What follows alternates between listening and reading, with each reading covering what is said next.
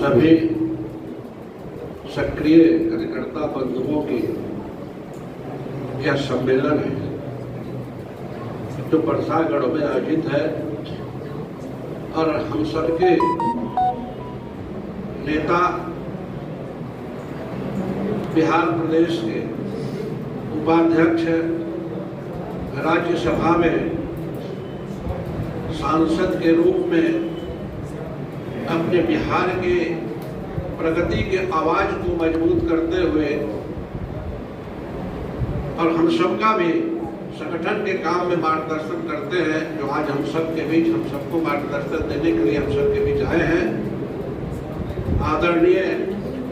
Doctor Bhim Singh ji Chandravanshi जो प्रदेश के उपाध्यक्ष हैं, मैं इनका सारण जिले पश्चिमी की धरती पर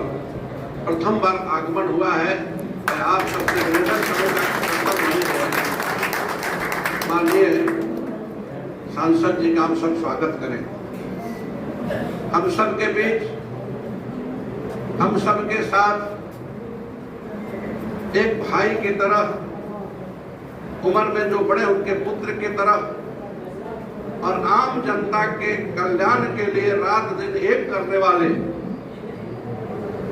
बिहार सरकार के पूर्व मंत्री, महाराजगंज लोकसभा के तीसरी बार आप सबके आशीर्वाद से नेतृत्व कर रहे हैं और आप ही सबके आशीर्वाद से लोकसभा में जाकर के यह जो देश आज इतना आगे बढ़ रहा है, उनको अपना महाराजगंज की जनता के आशीर्वाद के साथ जाकर के देश के यशस्वी प्रधानमंत्री जो भारत के ही नहीं पूरे विश्व के सबसे बड़े लोकप्रिय और शक्तिशाली प्रधानमंत्री के रूप में जाने जाते हैं, आदरणीय नरेंद्र मोदी के हाथों को मजबूत करते हैं, वैसे हम सबके बीच अपने महाराजगंज लोकसभा के लोकप्रिय जनप्रिय सांसद जनार्दन सिंह सिग्रीवाल जी, मंच पर विराजमान बिहार भारतीय जनता पार्टी के पूर्व उपाध्यक्ष और किसान मोर्चा के प्रभारी आदरणीय ब्रजेश रमन जी, इस कार्यक्रम की अध्यक्षता कर रहे यहाँ के मंडल अध्यक्ष प्रमोद जी और संचालन कर रहे भारतीय जनता पार्टी के जिला के उपाध्यक्ष अखिलेश्वर प्रसाद जी उर्फ भोला जी, मंच पर विराजमान हम सब के बिहार प्रदेश परिषद के सदस्य और माझी विधानसभा के नेता आदरणीय हेमंत नारायण सिंह जी, मंच पर विराजमान जिला के उपाध्यक्ष और आप ही के एकमा के निवासी उपाध्यक्ष आदरणीय चंद्रधर राव सिंह जी, सोनू जी जो जिला के मंत्री और यहाँ के प्रभारी के रूप में पार्टी की तरफ से काम देख रहे हैं, सुभाष जी चंद्रवंशी जो माननीय सांसद जी के साथ आए हैं, रुपेश जी जिला परिषद के सदस्य के रूप में और युवा मोर्चा के अध्यक्ष के रूप में हम सब के बीच काम कर चुके हैं, संजीव जी कोषाध्यक्ष जी, हमारे पांडे जी, सामने बैठे हुए एकमा के पांचों मंडल अध्यक्ष अजय जी, प्रमोद जी, श्री प्रकाश जी, आदित्य दुबे जी और विकास मिश्रा जी, सामने बैठे हुए सभी भारतीय जनता पार्टी के सक्रिय कार्यकर्ता बंधुओं, पत्रकार बंधुओं, छायाकार बंधुओं, हमारे सामने बैठे हुए मातृशक्ति बंधुओं, यह कार्यक्रम पूरे बिहार के सभी विधानसभा में चल रहे हैं और यह भीड़ जुटाने वाला कार्यक्रम नहीं है। भारतीय जनता पार्टी में जो अपना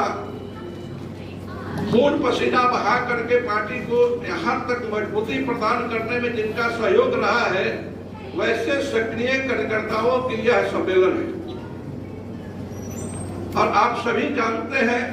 कि किसी भी राजनीतिक दल के कार्यकर्ता और पार्टी का उद्देश्य जब देश के अंदर चुनाव होता है तो उसमें अपना बहुमत प्राप्त करना होता है। भारतीय जनता पार्टी की स्थापना 6 अप्रैल 1980 को हुआ था। अभी भी हम लोग 4-5 दिन पहले स्थापना दिवस मनाए और भारतीय जनता पार्टी का जो गठन हुआ, जनसंघ का जो गठन हुआ, और इसमें जो कार्यकर्ता जो काम करते हैं, एक विचारधारा से प्रेरित होकर के काम करते हैं। हमारा लक्ष्य भारत को श्रेष्ठ भारत बनाना,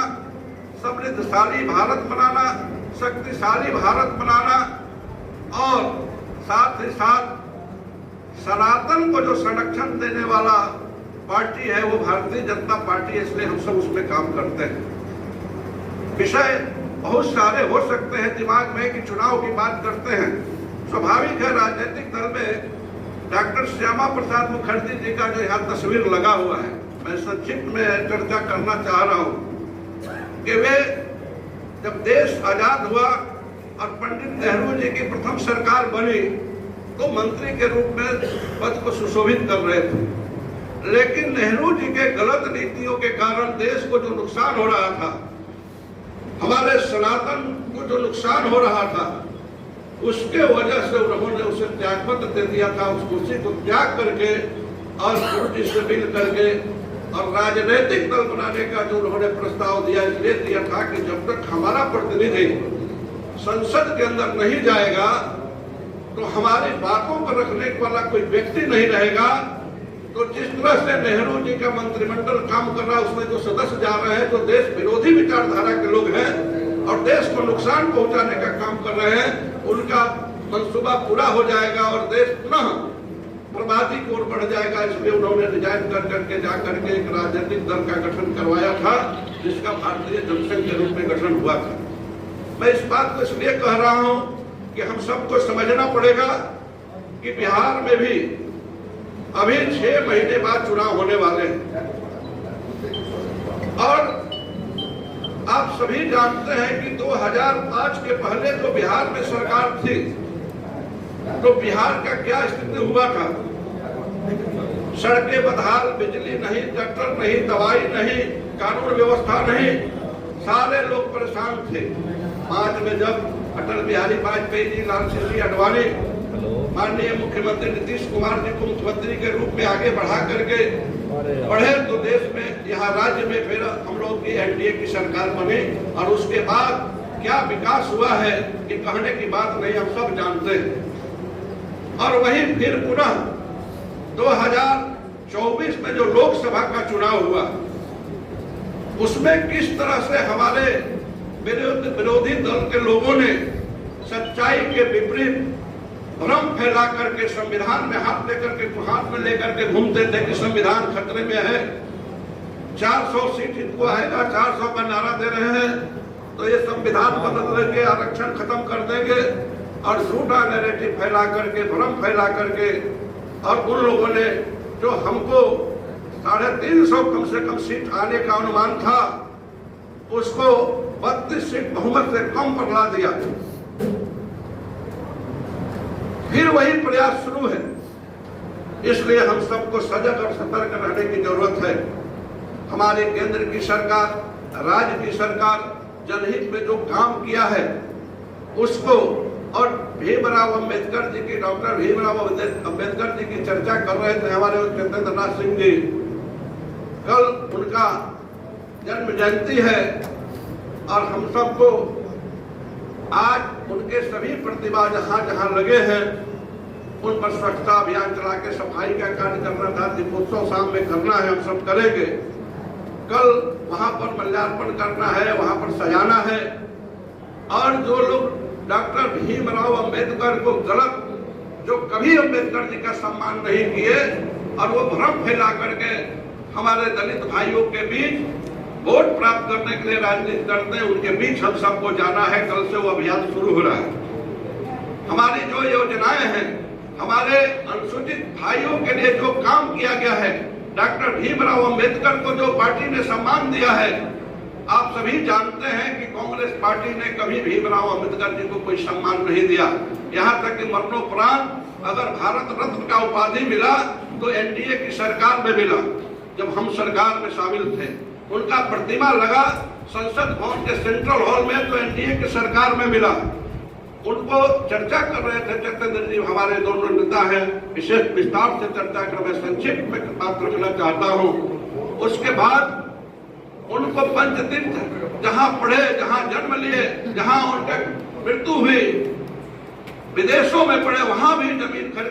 खरीद करके और अपने यशस्वी प्रधानमंत्री जी ने उनको इस तरह से सम्मान देने का काम किया कि वह सभी स्थानों को पंचतीर्थ के रूप में स्थापित किया। भारत के अंदर अपने अनुसूचित भाइयों के हित की रक्षा के लिए फिर 10 वर्ष का रिजर्वेशन का समय बढ़ा दिया। और जब सुप्रीम कोर्ट ने आदेश दिया था केस मुकदमा के मामले में, तो उसमें संसद में, वहां पर संसद में बिल लाके पारित करा के अपने अनुसूचित भाइयों के हित के लिए पुनः एक कानून बना दिया कि नहीं, आपके साथ अगर अन्याय होगा तो ये कानून आपका रक्षा करेगा। लेकिन इतना काम करने के बावजूद भी हमारे विरोधी भ्रम फैला करके और उनको गुमराह करके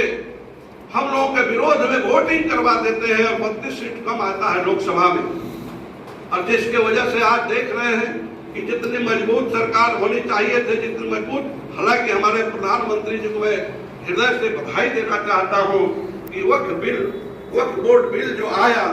बहुत लोगों को शंका था कि यह बिल पारित नहीं होगा।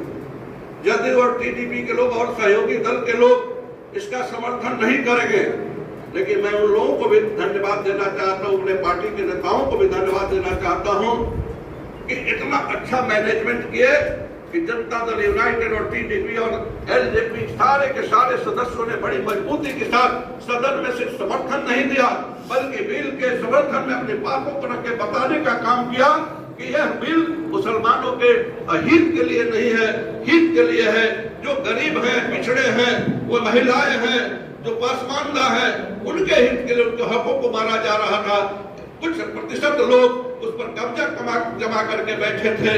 उस कब्जा को छुड़ा करके गरीबों के कल्याण के लिए जो वक्फ में लोग वक्फ करते हैं अपने जमीन को, संपत्ति को, जिस पर कुंडली मार करके लोग मॉल बना लिए, बड़े बड़े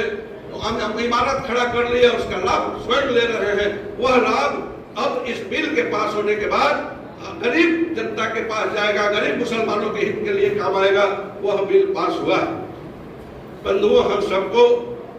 गाँव में जाना है, हमारे नेता भी जाएंगे, माननीय सांसद लोग भी जाएंगे, विधायक भी जाएंगे, मंत्री भी जाएंगे। हम सबको अपने अनुसूचित भाइयों के, दलित भाइयों के मोहल्ले में चलना है। जा करके जो सरकार जो काम किया है, जो चेतन जी कह रहे थे कि मैं प्रति को बंटवा रहा हूँ, उसमें लिखा हुआ है, पढ़िए कि कितना काम अपने एनडीए की सरकार, भारतीय जनता पार्टी ने दलितों के उत्थान के लिए किया है और विरोधी दल लोगों ने कितना उनका अपमान किया है। यह बात को उनके बीच जाना है, बताना है। यह खाई को पाटना है जो दूरी बन गया है, जो कि एक समृद्धशाली राष्ट्र, शक्तिशाली राष्ट्र, भारत माता को परम में पहुंचाने का सपना तभी पूरा हो सकता है कि समाज के सभी वर्गों के लोगों को हम आगे बढ़ाएंगे और एक साथ लेकर के बराबरी की दर्जा दे करके एक जो आज अलग अलग बांटने की प्रयास हो रही है, देश को कमजोर करने की बात हो रही है, जातियों में बांट करके कमजोर करने की प्रयास हो रही है, उसको हम सब तभी दूर कर सकते हैं जब उन भाइयों के बीच जाकर के हम अपने बात को रखेंगे, उनको समझाएंगे, उनसे बात करेंगे। और यही कार्यक्रम, इसी के लिए आप सबका सम्मेलन है कि हम सबको कल से प्रवास पे जाना है, उसका टोली भी बन रहा है। हम सबको जाकर के अपने भाइयों के बीच बात को रखना है। बहुत सारी योजनाएं केंद्र के द्वारा चलाई गई है। हमको जाकर के जो लाभान्वित हुए हैं, लाभार्थी हैं, उज्ज्वला योजना के माध्यम से, प्रधानमंत्री आवास के माध्यम से, किसान सम्मान निधि के माध्यम से, अभी बहुत जल्द बिहार के अंदर आप देखे हैं कि हमारे विरोधी दल के लोग कुछ पोस्टर लगाए हैं, माई बहन योजना, कौन योजना, ये फिर भ्रम फैला रहे हैं। उनसे पूछना है, उनको बताने की जरूरत है कि यह जब 15 वर्ष तक शासन में थे तो हमारे माताओं बहनों के लिए कुछ नहीं किया, कभी नहीं सोचा, बल्कि उनका शोषण किया। और फिर बीच में हमसे अलग होकर के जब वो सरकार बनाए थे, उप मुख्यमंत्री बने थे तेजस्वी यादव जी, उन्होंने उस समय कोई माताओं बहनों के लिए ऐसा कोई योजना लागू नहीं किया। लेकिन जब वो जान गए हैं कि हमारे जो सरकार बनी हरियाणा में, जो चुनाव हुए महाराष्ट्र में, मध्य प्रदेश में वहाँ की सरकार, भारतीय जनता पार्टी की सरकार ने वहाँ ये सब लाडली बहन योजना और सारी योजनाओं को जब दे करके वहाँ पर हम लोग अब दिल्ली में जब सरकार बनाए हैं तो केजरीवाल ने घोषणा किया था, सरकार में थे लेकिन लागू नहीं किया, लेकिन हमारी सरकार ने वादा किया और उस वादा को पूरा करने पर अब काम शुरू हो गया है। तो जब वो जानने लगे विपक्ष के लोग कि बिहार में भी यह योजना एनडीए की सरकार तुरंत लागू करने जा रही है, तो यह भ्रम फैलाने के लिए पोस्टर लगा रहे हैं। यह सब बात हम लोग को फॉर्म लेकर के हम लोग गांव में जाना है, अपने माताओं बहनों के पास जाना है, उस फॉर्म को भरवाना है और फॉर्म को भरवा करके हम भेजेंगे और उन लोगों को जब लाभ मिलेगा 1 से 2 महीने के अंदर यह योजना लॉन्च होने वाला, उसका नाम पर चर्चा हो रहा है। माननीय 2 सांसद बताएंगे कि उसमें क्या प्रगति है, लेकिन मैं इतना बताना चाहता हूं कि 1 से 2 महीने के अंदर यह योजना बिहार के माताओं बहनों के लिए लागू होने जा रहा है। लेकिन लागू हम करेंगे, लेकिन दुष्प्रचार वो कर रहे हैं, वो लाभ उठाना चाहते हैं। इस दुष्प्रचार को दूर करना है कि नहीं, यह योजना हमारी योजना है, हमारी सोच है, हमारे माननीय मुख्यमंत्री और प्रधानमंत्री जी की सोच है, इसमें किसी दूसरे की बात नहीं है। नहीं तो हम लोग अगर इस बात को जनता के बीच नहीं पहुंचा पाएंगे तो विपक्षी दल जिस तरह से हाथ में संविधान लेकर के और भ्रम फैला करके हमारे 32 सीट कम कर दिए थे, इस बार वो प्रयास करेंगे कि फिर सीट बिहार में कम हो जाए, तो यह बिहार के लिए दुर्भाग्य होगा। हमको किसी भी कीमत में बिहार को बचाने के लिए हमको कुछ नुकसान व्यक्तिगत हो जाए, लेकिन बिहार को बचाने के लिए एक मत एनडीए के पक्ष में चाहे जो उम्मीदवार हो, जिस पार्टी का उम्मीदवार हो, वो नहीं देखना है, उसके पक्ष में काम करके पूर्ण बहुमत की सरकार बनाना है। हम जानते हैं अभी देश के अंदर बहुत सारे चीज है, मैं घर में बैठ के बात कर रहा हूँ, राष्ट्रपति का चुनाव होना है और चुनाव में हमको सीट चाहिए, तब जाकर हम अपना राष्ट्रपति बना सकते हैं। उसके लिए भी बिहार में एक तो बिहार की प्रगति के लिए सरकार चाहिए और देश में मजबूत राष्ट्रपति बनाना हो, चाहे कोई बिल पास करवाना हो, उसमें अपना राज्यसभा का मेंबर जाएगा तब हम वहां पास करा सकते हैं। इस सब काम के लिए हम सबको घर घर जा करके अपनी योजनाओं को बताना है। आगे आने वाले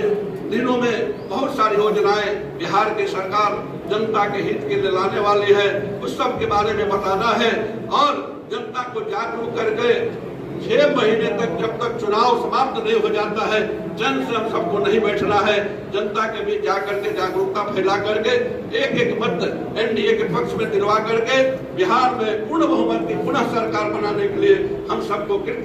संकल्पित होकर के जाना है, इस काम को करना है। इसी कार्य के लिए आज आप सबको यहाँ बुला करके हम लोग आपस में बातचीत कर रहे हैं। हम सबको कमर कस के तैयार हो जाना है।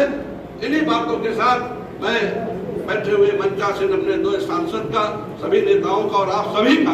हृदय से अभिनंदन करते हुए, स्वागत करते हुए, आभार प्रकट करते हुए बात को समाप्त करता हूँ। जय हिंद, जय भारत।